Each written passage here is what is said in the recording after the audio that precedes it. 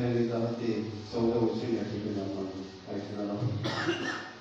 मला आज्ञा झाल्याप्रमाणे मी संदेश दिला तेव्हा त्यात श्वास येऊन ते सजीव झाले व अतिशय मोठे सैनिक आपल्या पायावर उभे राहिले. तेव्हा तुम्हाला म्हणाला, मानवपुत्रा, या अस्थी म्हणजे सारे इस्रायल घराणे होय. पहा, ते म्हणतात, आमच्या अस्थी शुष्क झाल्या आहेत, आमच्या आशा नष्ट झाली आहे, आमचा साप उच्छेद झाला आहे.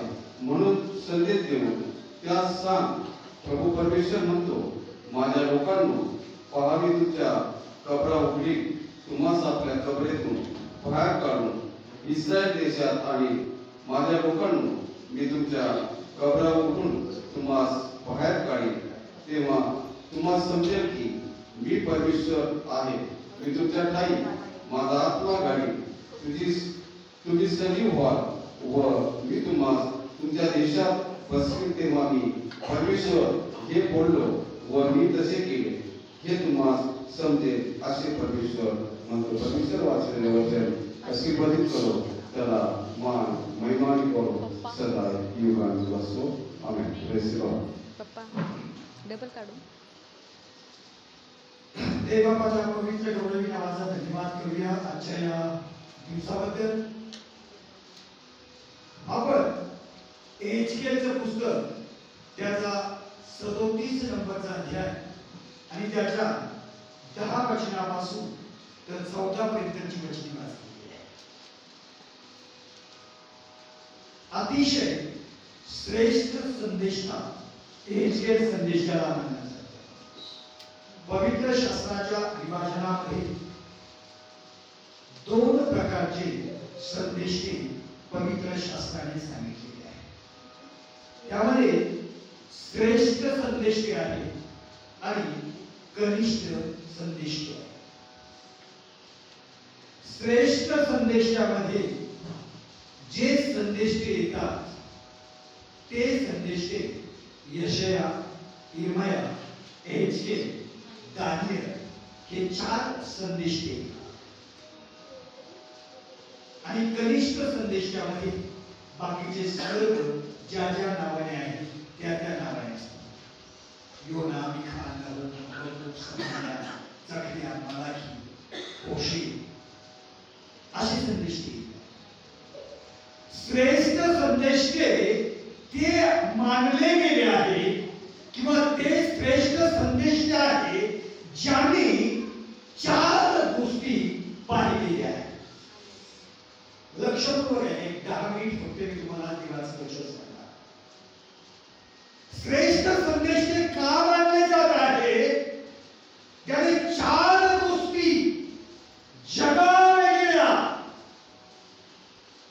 जगात जे दिसणार नाही, जगाने जे पाहिलं नाही, जे ऐकलं नाही, त्या गोष्टी 1 वर्ष नव्हे, 2 वर्ष नव्हे, 700 वर्ष अगोदर पाहिलेल्या आहेत. Praise the Lord. 750 वर्ष अगोदर पाहिलेल्या आहेत, 800 वर्ष अगोदर पाहिलेल्या आहेत, 1200 वर्ष अगोदर पाहिलेल्या आहेत, 1400 वर्ष अगोदर पाहिलेल्या आहेत. त्यांना श्रेष्ठ संदेश म्हटला. एचकेल संदेशाने 4 गोष्टी देवाच्या लोकांना पाहिलेल्या आहेत आणि या 4 गोष्टी अतिशय महत्त्वाच्या आहेत. या 4 गोष्टी म्हणजे प्रभू येशू ख्रिस्ताला येण्याच्या अगोदर जे घडणार आहे ते एचकेल संदेशाने पाहिलेलं आहे. एचकेल संदेशाने येशू ख्रिस्ताचा जन्म होणार आहे याबद्दल पाहिलेलं आहे. एक तारणारा जन्मास येणार आहे, एक उद्धारक जन्मास येणार आहे, हे एचकेल संदेशाने पाहिलेलं आहे. पापाची क्षमा करण्यासाठी तो तारणारा, तो उद्धारक वनस्तंभी खिळला जाणार आहे, त्याला वनस्तंभी दिलं जाणार आहे आणि तो वनस्तंभी आपला प्राण सोडून देणार आहे.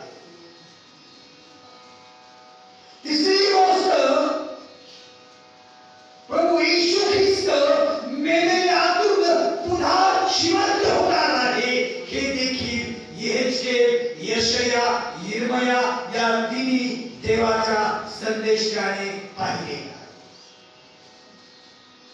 सर्वात पेक्षा वेगळी गोष्ट एहेजकेलने पाहिलेली आहे आणि ती म्हणजे एहेजकेलचा 37 नंबरचा अध्याय. सर्वात पेक्षा वेगळी. अद्याप आजपर्यंत पवित्र शास्त्राच्या कुठल्याच संदेशाने पाहिलं नाही, कुठल्याच संदेशाला प्रगट झालं नाही, कुठल्याच संदेशाला सुचवलं नाही, कुठल्याच संदेशाला आणि त्या ठिकाणी बोललं गेलं नाही असं वेगळं प्रभू परमेश्वरानं एहेजकेलला सांगितलंय. 37 अध्याय पहिल्या नंबरचं वचन पटकन. परमेश्वराचा वरदहस्त माझ्यावर आला. परमेश्वराचा वरदहस्त माझ्यावर आला. माझ्यावर आला आणि परमेश्वराच्या आज्ञाने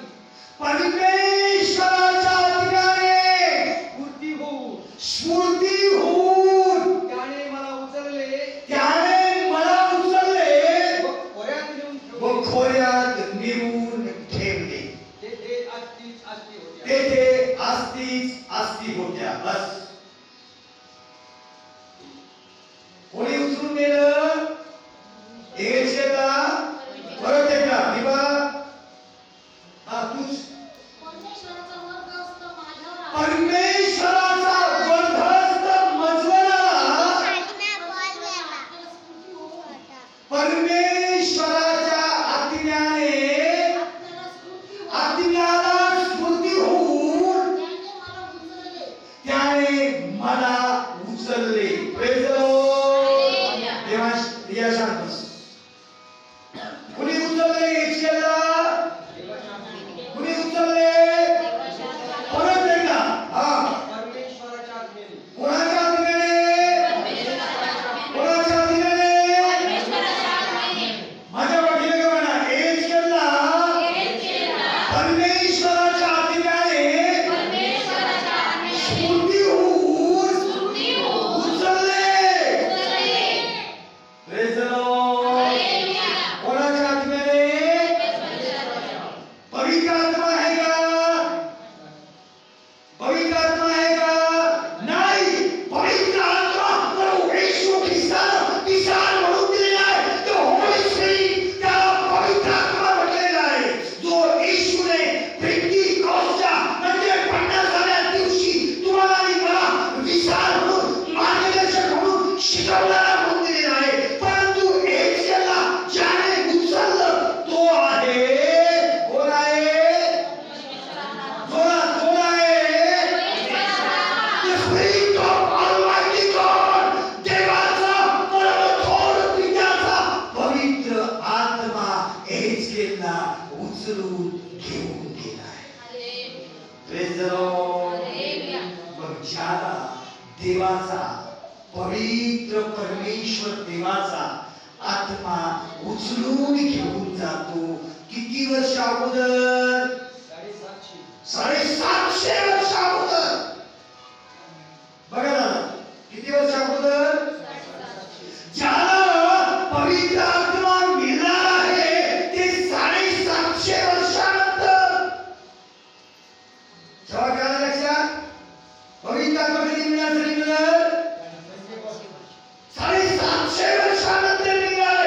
750 वर्ष अगोदर ज्याच्यावर येशू नसताना, येशू अस्तित्वात पित्याच्या बरोबर आहे, येशू जगात नसताना 750 वर्ष अगोदर ज्याला परमेश्वराच्या आत्म्याने उचललं तो एहेजकेल आहे. त्याला श्रेष्ठ संदेष्टा म्हटलाय. गाडीवरून देवा 750 वर्ष अगोदर त्याने पाहिलेलं आहे. आता पुढे 10 नंबरचं वचन. मला आज्ञा झाल्याप्रमाणे एहेजकेल म्हणतो मला आज्ञा झाल्याप्रमाणे मी संदेश दिला. तेव्हा त्यांच्यात श्वास येऊन तेव्हा ज्या अस्थी होत्या जीर्ण शुष्क निर्जळ त्या अस्थी तेव्हा त्यांच्यात श्वास येऊन त्यांच्यात श्वास येऊन ते सजीव झाले. ते सजीव झाले. अतिशय मोठे अतिशय मोठे सैन्य आपल्या पायावर उभा राहील. आपल्या पायावर उभा राहील. Praise the Lord. अस्ती म्हणजे काय? हळ. बरोबर. अस्ती कशा आहेत? शुष्क, जीर्ण आहेत, मातीमोल अस्ती आहेत. अतिशय शुष्क, अतिशय जीर्ण आहेत. जनाधीश परमेश्वर हेचकेला म्हणतो, हेचकेला या अस्ती सजीव होतील का? तो म्हणाला, हे परमेश्वर देवा, हे सर्व तुला ठाऊक आहे. I don't know my God. मला माहिती नाही. हे तुला माहिती आहे. हे तुला माहिती आहे. मग परमेश्वर देव म्हणाला, अस्तीला संदेश दे. कोणाला संदेश दे? अस्तीला आता शरीर आहे का? कान आहेत का? काय संदेश ऐकतील? काय संदेश ऐकतील? अस्तीला संदेश दे. देवाचं वचन सांगतं, भिंतीचा धोंडा आणि तुळई. भिंतीचा धोंडा आणि घराची तुळई, छताची तुळई. तुळई म्हणजे लाकूड. न्यायाच्या काळी ओरडून सांगे की इथे देवाची सुवार्ता झाली होती. येशूने म्हटले, तुम्ही जर गप्प राहाल, तुम्ही जर माझ्या नावाने कोण ओरडेल? कोण ओरडेल? हे धोंडे ओरडणार आहेत. जर अस्तीला सडून सजीव होऊ शकतात, तर दगड ओरडून सांगणार आहे. माणसावर किती बंदी आली तरी दगडातून आवाज निघेल, येशू हाच देव आहे. देवाचं वचन सांगतं, शेवटच्या काळी मूर्ती बोलतील. कोण बोलतील? आणि काय बोलतील? कारागिराने त्याला सुंदर तयार केले. 2 कान, 2 डोळे, 1 नाक, 1 तोंड. माझा चुलता सुद्देव बोले, अशी बाई, अशी देवी तयार करायचा, तिच्या नाकात नथ घालायचा आणि अशी सुंदर साडी नेसवायचा. त्या साडीवर तो एकदम असे फुंदके घालायचा. देवाच्या तालुक्यातच नाही, ते जिल्ह्यात त्याचा हात कोणी धरत नव्हतं. बाईचा चेहरा काढायला, बाईची मूर्त तयार करायची. महाराष्ट्रातल्या सगळ्या देव्याचे त्याच्यापैकी 50% देव्या त्यांनी तयार केल्या. सगळे देवे तयार केले. शिवराज जर आले देवी घरात, देवी आम्हाला तयार करायची, तर सुखदेव गोरेशिवाय कुणीच देवी करत नव्हतं. कुणीच करत नव्हतं. एवढ्या तयार केल्या. देवाचं वचन सांगतं की शेवटच्या काळी मूर्ती बोलतील आणि त्या बोलून हे सांगतील. काय सांगतील? येशू हाच देव आहे. मग कोणावर केस करतील? मग कोणाला जेलमध्ये टाकतील? कोणालाच नाही. कारण देवाचं पवित्र वचन सांगतं, त्या अस्तीला जडल्या, त्या